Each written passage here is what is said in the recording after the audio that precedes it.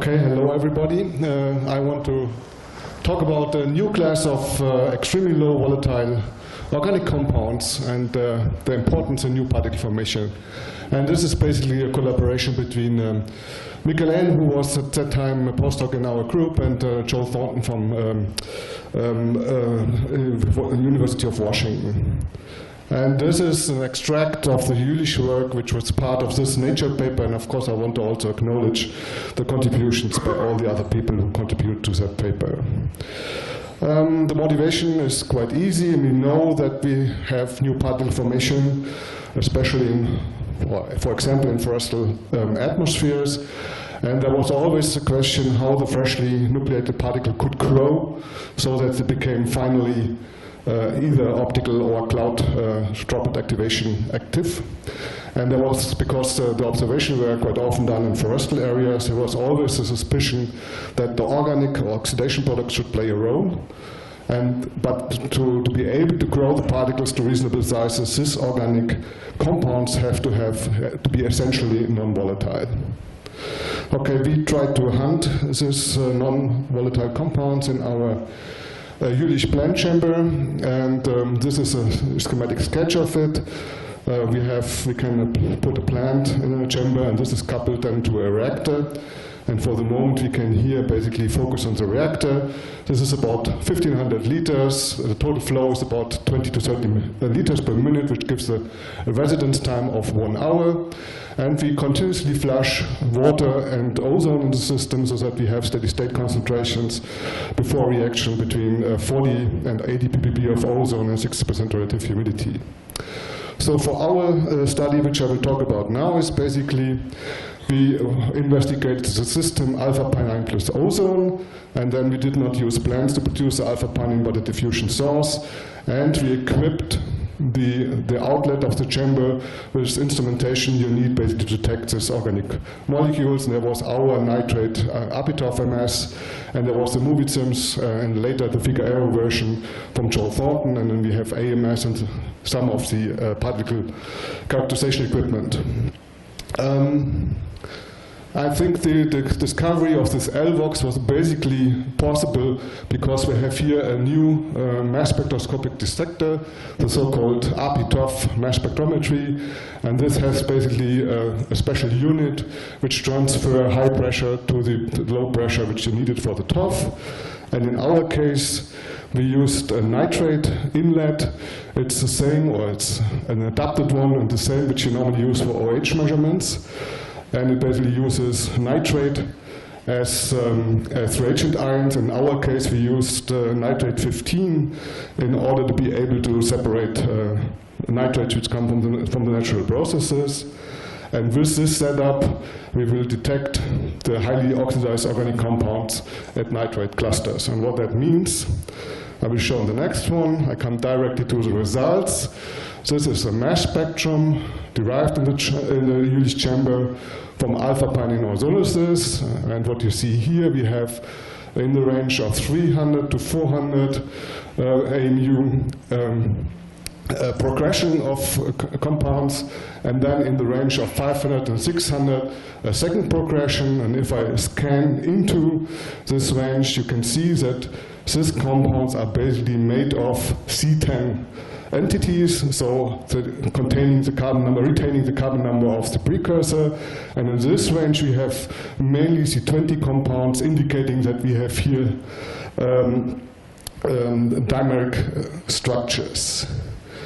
Okay, I will try to summarize the observations a little bit. First of all, I want to mention that all these observations I'm talking about are gas-phase observations, and the source is ozonus of alpha-pinene in the dark.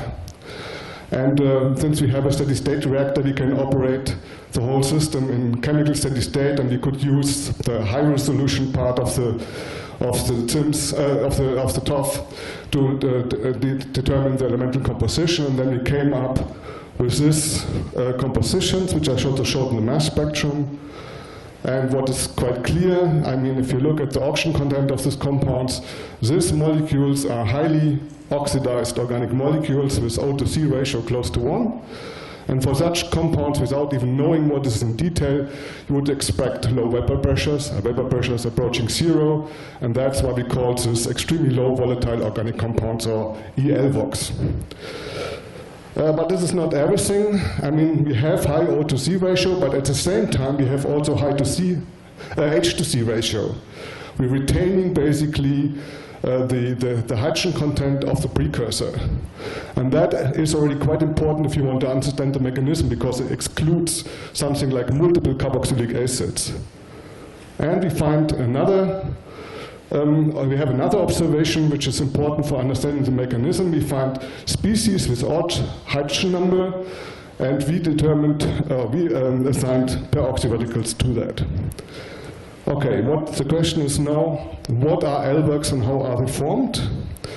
And for that I will show you this slide. I tried already to suggest to you that peroxyradicals are an important ingredient in this mechanism. And peroxyradicals are formed in orthogonal directions of alkenes via the vinyl hydroperoxide path. So we start with a peroxyradical, and this peroxyradical, this is relatively new, but it's debated also in many other instances in atmospheric chemistry. They can abstract the H atom from a CH bond, leaving an alkyl radical, which then usually adds, as usual, adds O2. And then you have formed the hydroperoxide, and you have reformed the peroxy unit. And yeah, this is the mechanism basically. From the peroxy radical by H shift and O2 addition, you form a higher oxidized peroxy radical. So we got this chain. We start from the precursor. We form the classical peroxy radical from the vinyl hydroperoxide path, and then we have sequentially this mechanism running until we observe this highly oxidized peroxy radical. And this, as a peroxy radical, it then has the usual channels to be lost. It can react with other peroxy radicals to form dimers. It can react with other peroxy radicals, HO2O and O, to form this type of compounds, carbonyl alcohols and hydroperoxides, and it can also form nitrate. In our case, we don't have NO in the system, so we don't have to care about this too much, at least for this study. And yeah, I mentioned this one already. Okay, the peroxy radical is the key, and then we can just apply the classical chemistry, and we would expect that the peroxy radical and its termination products must form an a priori mass pattern. And I go back to the same mass spectrum I showed before. First of all, this type of C20 compounds are then resulting from the dimer channel. And what's more interesting is this one here. This one is our C10H15 peroxy radical, and then I find the carbonyl termination product, the alcohol termination product, and the hydroperoxide protonation product on this side. Okay, now seems to be that we have at least an idea how these things are formed. The question is now how important are they? And for that, we did experiments in the JPEG chamber, and we changed the ozone and the monoterpene load, and then we plotted the observed ELVOC concentration as a function of the turnover rate. And then if you see that most of all points, independent of the monoterpene concentration, fall between 6 and 8% molar yield. Okay, in that, on average, we have a molar yield of 7% plus minus 50%.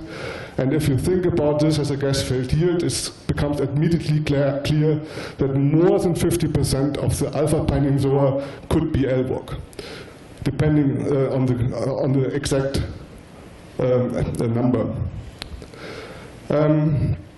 Okay, we still have to prove that we find these things really in the particulate phase.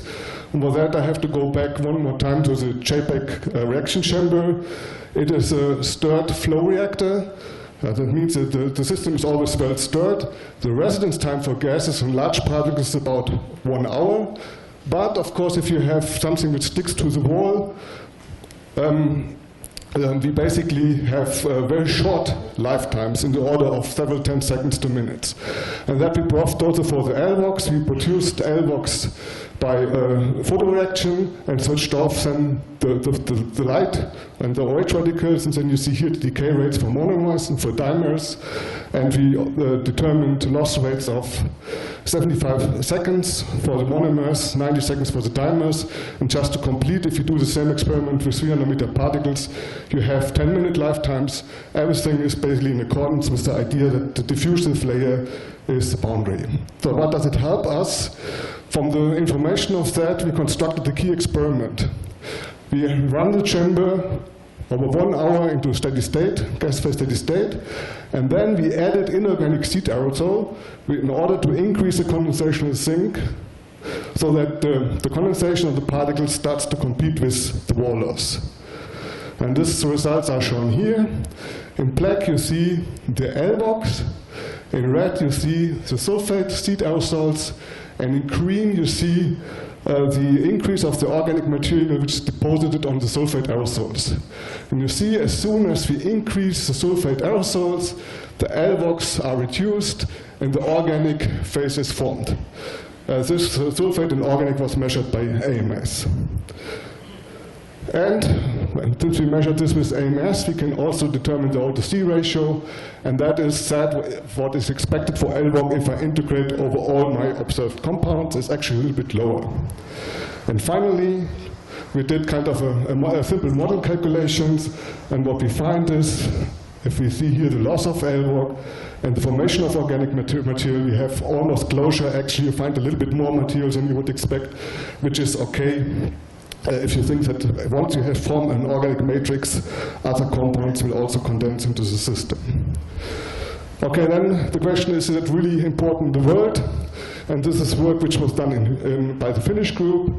We have here an observed growth rate in Hytele, and here we have the LVOC-driven growth rate. That means if I convert my LVOC concentration into growth, and you see that I can explain quantitatively the early growth in a boreal situation. Okay, I can come to the conclusions. I think I showed you a pathway, how we can understand how these highly oxidized multifunctional molecules are formed, and which act as extremely low volatile organic compounds. If I think about the mechanism, and this is an example for cyclohexane, the molecule should somehow look like this. Don't take it too serious, but it should give you an impression how it should look like. LVOC are produced by gas phase oxidation of endocyclic terpenes, and meanwhile it has to be shown that it's also formed by other compounds and alpha-pinene. What's also interesting, it once underlines, actually for atmospheric chemists, maybe not surprising, the role of L2 radicals, and the fact that you have, if you have auto-oxidation, that you can have an almost instantaneous path to form the LVOCs. So this is important because one argument against the organics was always this oxidation in several steps takes too long. And LVOC can explain the nanoparticle growth in boreal regions, as I showed in the large plots, and so are yields at low concentrations. And if I summarize everything, I would say yes, we found the non-volatile vapors. These are the LVOCs.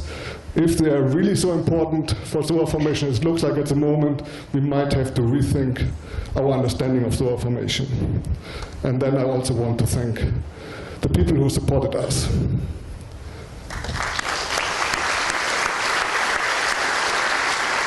Okay, thanks, Thomas. Are there any questions?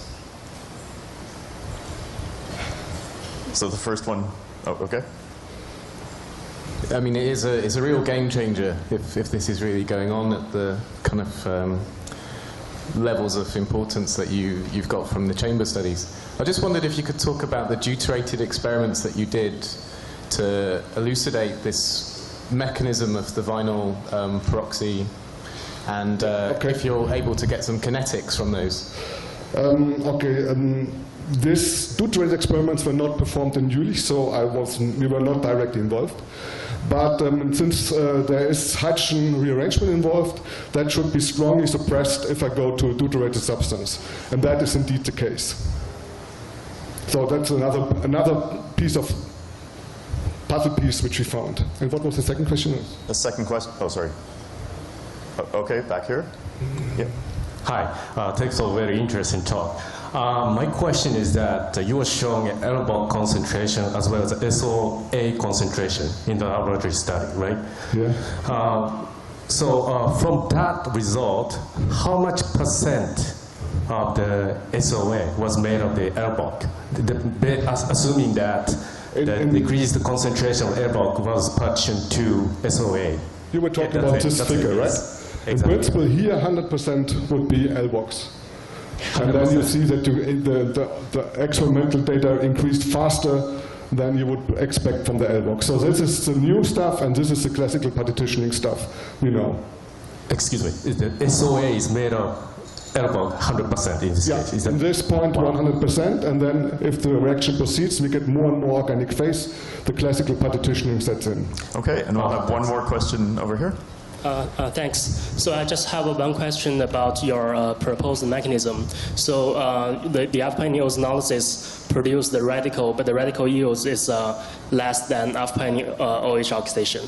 But in the paper, you report higher LBOC yield. So do you think this different in SO yield versus the reverse relationship compared to the radical yield is caused by a different type of RO2, or is caused by this H-shift computation with HO2? Because there's a lot of HO2 in the reaction, and if this reaction, the H-shift reaction wants to happen, it has to compete with HO2. Okay, I'm not sure if I really got the I'm going to question right. suggest that maybe you can follow on at lunchtime. But the only thing what I want to say, in this chain of H-shift, I mean, these termination reactions always compete. And we don't have only a piece of information I showed you, but you have a set of progressions which have the same pattern. And maybe we should discuss that in detail. Okay, thank you very much, Thomas. Excellent.